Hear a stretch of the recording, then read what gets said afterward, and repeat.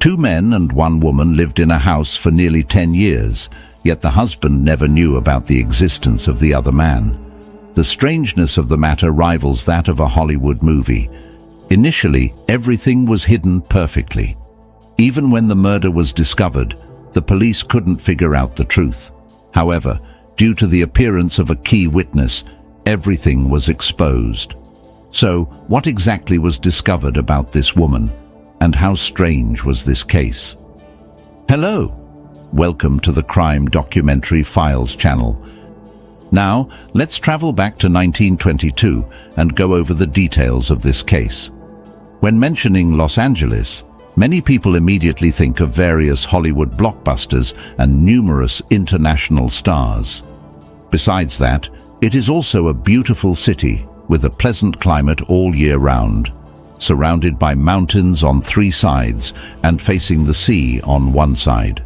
It is the largest city on the west coast of the United States, located in Southern California, with over 130 kilometers of coastline. The story we are going to talk about happened here.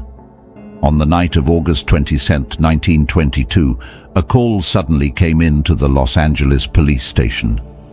The officer on duty answered the phone and heard an old lady's voice saying that there were several gunshots from the house next door. Possibly something terrible had happened, and hoped the police would come and check. The police quickly dispatched 2 officers to check. When they arrived at the house where the gunshots came from, the case inside the house was extremely strange.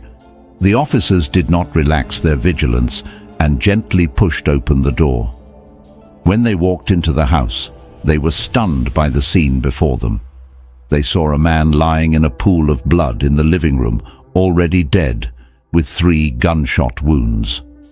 Just as the police were about to conduct a more detailed investigation of the crime scene, they suddenly heard a woman's cry for help from inside the house, accompanied by loud sounds of something hitting wood. Following the woman's cries for help, the police came to a wardrobe. It was clear that the woman was inside this wardrobe and the door was locked from the outside. Just as the officers were about to break the lock, they found a key on a table in a very conspicuous position. They took the key and tried to unlock the wardrobe, and indeed it opened. The trapped woman was successfully rescued. After coming out, the woman was terrified when she saw the man lying in the pool of blood and kept crying. After calming down a bit, she said her name was Dolly Oesterreich, and the man in the blood was her husband, Fred Oesterreich. The police asked Dolly what had happened. She said, "Today, my husband and I returned from a party. Everything was normal when we got home. When I was changing clothes in the cloakroom, the door was suddenly locked from the outside. I thought it was my husband Fred playing a prank, but then I heard sounds of fighting outside, followed by gunshots. After a series of footsteps, the house fell silent. I guess my husband noticed something unusual, but I was afraid the killer hadn't left yet, so I didn't dare to call for help until I heard the officers' voices and dared to shout for help.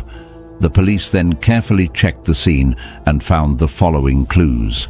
First, the murder weapon. Fred was shot 3 times. There were also gunpowder marks on the ceiling. The bullets found at the scene matched a .25 caliber pistol, and there were 2 pistols involved. However, the guns were not found at the scene, indicating that the killer took them away. Second, the missing pocket watch. Initially, the police thought this was a robbery, but Dolly checked the valuable items in the house and found that the only thing missing was a pocket watch that Fred carried, which was encrusted with diamonds and very valuable, rare in the area. It seemed that the killer was likely after this pocket watch. Third, no signs of forced entry. All the doors and windows of the house were intact, with no signs of forced entry. So how did the killer get into the house? The police thought either Fred let the person in voluntarily, or the thief was very skilled in unlocking. Apart from these 3 clues, there were no other useful leads. Initially, the police suspected that the killer might be Dolly, but after investigation, It was found that she couldn't have locked herself in the wardrobe from the outside. Neighbors and colleagues all confirmed that only Dolly and Fred lived in the house, and more often than not, Dolly was home alone, so she was cleared of suspicion. The police then focused on finding suspects among thieves and tracing the firearms, but tracking gun sources was too difficult in those days, and investigating known thieves yielded no clues.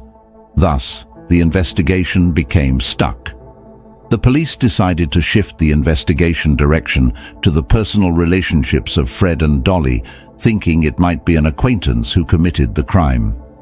Fred Oesterreich was born on December 8, 1877, and was a wealthy textile factory owner. His family business was also doing well. His wife, Dolly Oesterreich, was born in Germany in 1880. The specific location is not recorded, but it is known that her family was poor and she had a hard life in her early years. She immigrated to the United States with great difficulty but remained at the bottom of society, often doing farm work. However, Dolly was a natural beauty, attracting many suitors. After reaching adulthood, Dolly worked at a women's apron factory owned by Fred in Wisconsin. Unsurprisingly, Fred was also attracted to Dolly's beauty, and Dolly, who had lived in poverty, could not resist Fred's pursuit. They soon got married and had a son, but unfortunately, their son died young. In 1918, Fred moved the factory to Los Angeles for development. Since their son's death, Fred had almost entirely devoted his time to work and began drinking heavily. Whenever he came home, he would usually be very drunk and would fall asleep immediately, paying little attention to his wife. So, although it appeared that Dolly and Fred were wealthy and enviable, they were not happy in reality. After learning about their background and finances, the police found that Fred did not have any enemies, suggesting this was not a revenge killing. Could it be a crime of passion? Investigation confirmed that Fred did not have any affairs. He spent all his time on work and drinking. His wife Dolly had never gone out alone with another man. Workers at Fred's factory stated that Dolly was also very considerate towards the workers. So, who killed Fred? At this point, an old employee of the factory provided a clue, saying Fred had previously hired someone who had been in prison. This person later left the factory. Could it be that he coveted Fred's wealth and committed the murder? The police found this person's information. His name was Edward, and he did have a criminal record. However, since his release, the police had lost track of him. Edward, who had both motive and opportunity, became a prime suspect. Unfortunately, finding someone in those days was very difficult, and the police could not locate Edward. The case once again hit a dead end. In July 1923, an officer investigating the case accidentally saw lawyer Herman Shapiro wearing a diamond-studded pocket watch. The officer remembered that the only missing item when Fred was murdered was a diamond-studded pocket watch. The police then brought Shapiro in for questioning, asking him where the watch came from. Shapiro said it was a birthday gift from someone. When the police asked who gave it to him, he said Dolly. The police immediately found this suspicious and informed Shapiro that the watch was a critical piece of evidence in Fred's murder. Shapiro, panicked, admitted that he had been Dolly's lawyer, handling the inheritance of Fred's estate, and had later become her lover. Dolly gave him the watch as a gift. The police did not believe him and listed Shapiro as a suspect. However, investigations revealed that Dolly and Shapiro did not know each other before Fred's death. They met only a few months after. Therefore, Shapiro was not a suspect. If Shapiro was telling the truth, how did the missing watch end up in Dolly's possession? The police brought Dolly in for questioning again. Dolly said that after the matter was settled, she found the watch under the sofa while cleaning the house. It seemed the killer had not taken it after all, but she didn't report it to the police because she felt it didn't change anything.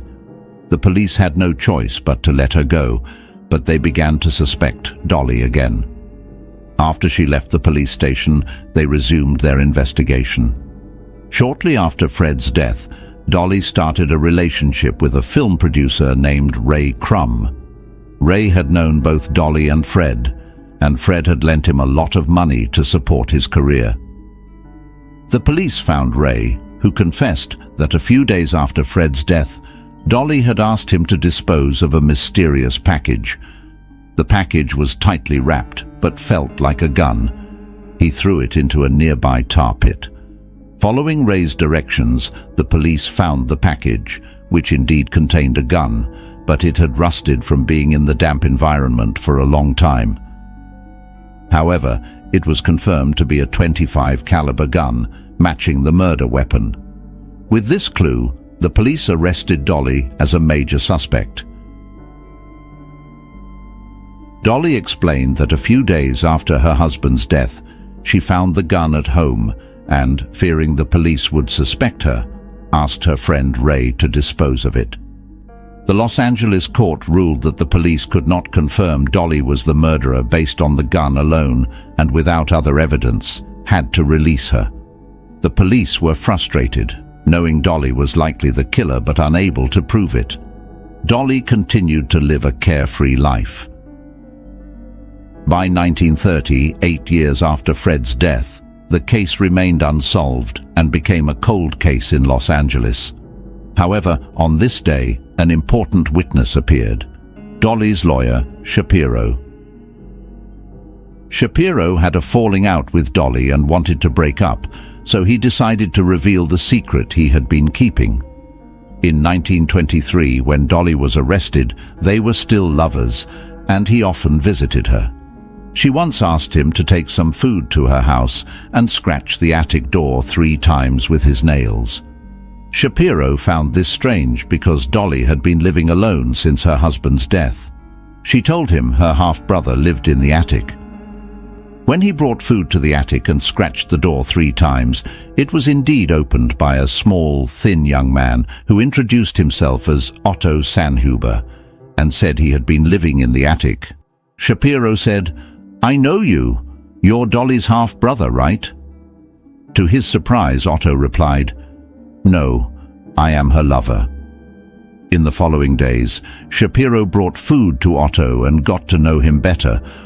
Although Otto appeared timid and introverted, he had a strong need to confide, eventually revealing a secret he had kept hidden for years. In 1913, when I was just 17 years old, I was working in Dolly's factory located in Wisconsin. One time, the sewing machine in Dolly's house broke down, and she specifically asked me to come and fix it. When I arrived at her house, she opened the door wearing very little, and she was the only one at home. I didn't care about these details and focused on repairing the sewing machine. However, Dolly began to strip off her clothes one by one right in front of me. At the age of 17, I had no resistance to such actions. What happened next was indescribable, and it was only the beginning. Dolly had a significant physical need and started inviting me over frequently. Initially, we met in nearby hotels, but later she just had me come directly to her house. Since frequent visits might attract the neighbors' attention, Dolly lied, claiming I was her half-brother visiting from out of town. However, this lie was obviously unsustainable. To keep our relationship secret for the long term, Dolly asked me to quit my job and move into the attic of her house. I thought I would have more time for reading and writing, so I agreed. Thus, I officially became Dolly's lover in the attic. At that time, Dolly's husband, Fred, came home drunk and disheveled every day. He would leave for the factory early in the morning, so he never realized I was there.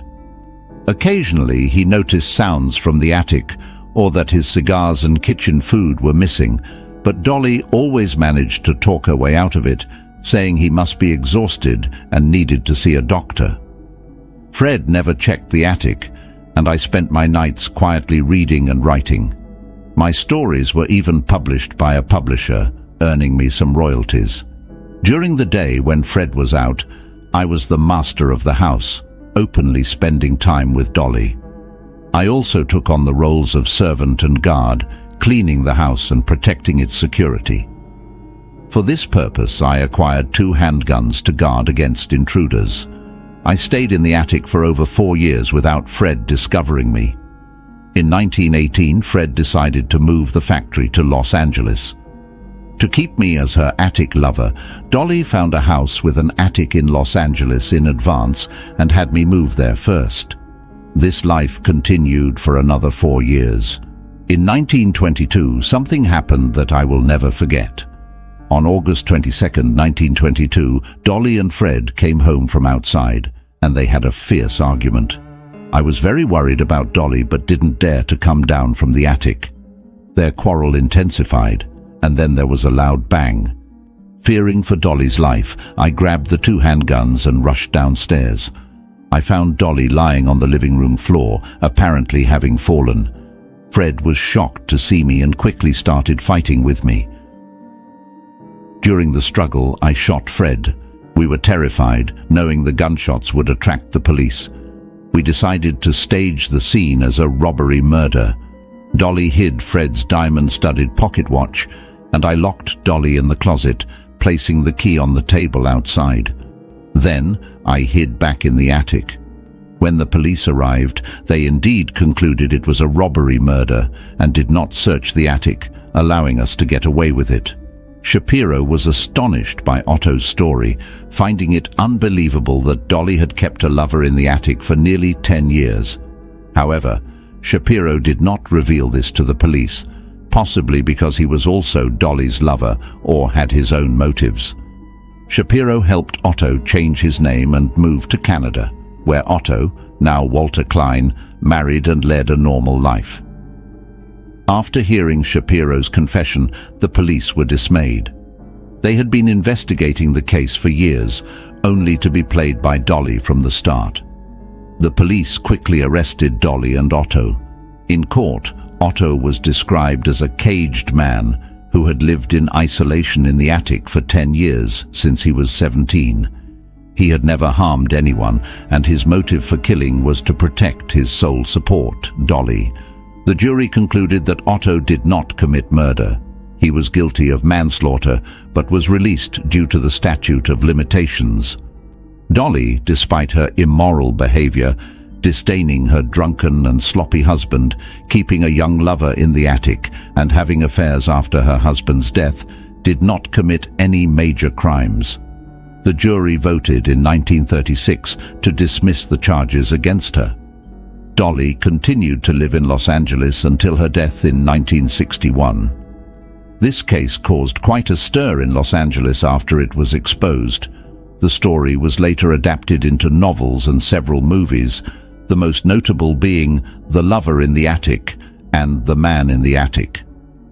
In this event, Dolly's misconduct is evident and needs no further elaboration. On the other hand, Fred's neglectful attitude towards his family after their child's death was also a trigger. Despite his wealth, true love is not about riches, but about companionship. We often tend to show our best side to strangers and neglect our image in front of family. Perhaps those who truly care about you need to see you in high spirits. That's the end of the story of The Lover in the Attic.